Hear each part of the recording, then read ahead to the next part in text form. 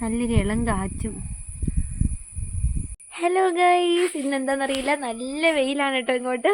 ആകെ സന്തോഷം സമാധാനം. കുറേ ദിവസം കൂടി വെയിൽ കണ്ടപ്പോൾ വെയിലൊക്കെ തെളിഞ്ഞത് ഇതാ നമ്മൾ ഓടി വന്നേക്കുന്നത് തോട്ടിലേക്കാണ്. കാരണം വെള്ളം ദൂരമായി നോക്കണമല്ലോ. അപ്പോൾ ഇന്ന് വെള്ളം ഒഴുകുന്നത് കലങ്ങിയിട്ടാണ്. അപ്പോൾ ഇന്നലെ രാത്രിക്കൊക്കെ മഴയുണ്ടായിരുന്നു, പകൽ വെയിലായിരിക്കും ഇപ്പം, എന്നിട്ട് രാത്രിക്ക് മഴ പെയ്യുന്നുണ്ട്. അതുകൊണ്ടായിരിക്കും ഇങ്ങനെ കലങ്ങി ഒഴുകുന്നത്. തോടൊക്കെ കെട്ടുന്നതിന് മുമ്പ് നമുക്ക് ഈ വളവിൽ നിന്നൊക്കെ ഇഷ്ടം പോലെ കൂൺ കിട്ടുമായിരുന്നേ.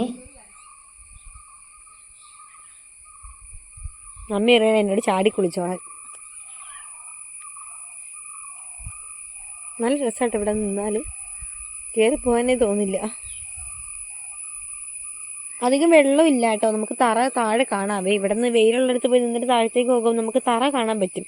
ഇപ്പോൾ ഈ ഫോണിൽ കൂടെ ആയതുകൊണ്ടാണ് നമുക്ക് ഇത്രയും വെള്ളമായിട്ട് തോന്നുന്നത് കേട്ടോ. അധികം വെള്ളമൊന്നുമില്ല. എൻ്റെ ഒരു മുട്ടിൻ്റെ താഴേക്ക് അത്രയാണ് വെള്ളം ആകെ ഉള്ളൂ കേട്ടോ. പിന്നെ നല്ല ഒഴുക്കുണ്ടെന്നേ ഉള്ളൂ. ഒഴുകിയൊന്നും പോവില്ല കേട്ടോ. എവിടെയെങ്കിലും ഒഴുകിപ്പോയാൽ തന്നെ നമുക്ക് പിടിച്ച് കയറാവുന്നതേ ഉള്ളൂ. വെള്ളമൊന്നും ഇല്ല കേട്ടോ.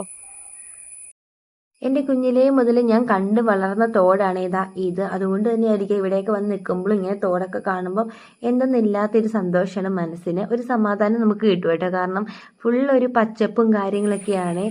അതുകൊണ്ടാണ് ഇടയ്ക്കിടയ്ക്ക് ഇങ്ങനെ തോട്ടി വരുന്നതും തോടൊക്കെ കാണുന്നത്. നമ്മുടെ വീടിൻ്റെ താഴത്തൂടെയായിട്ടാണ് ഈ തോട് ഒഴുകുന്നത്. ഇതൊരു വളവാണ്. ഈ വളവിൽ ഞാൻ പണ്ട് കാണിച്ചു തന്നിട്ടുള്ളതാണ്. എൻ്റെ അത്രയും ഹൈറ്റിൽ വെള്ളം ഉണ്ടായിരിക്കും എന്നും പറഞ്ഞ് ചത്തൊന്നും പോകത്തില്ല കേട്ടോ. എവിടെയെങ്കിലുമൊക്കെ ഒഴുകിപ്പോയി കയറി പിടിക്കാവുന്നതേ ഉള്ളൂ. അധികം വലിയ വെള്ളമൊന്നുമില്ല. ഈ കാണുന്ന പോലെ അത്രയ്ക്ക് വെള്ളമൊന്നുമില്ല കേട്ടോ.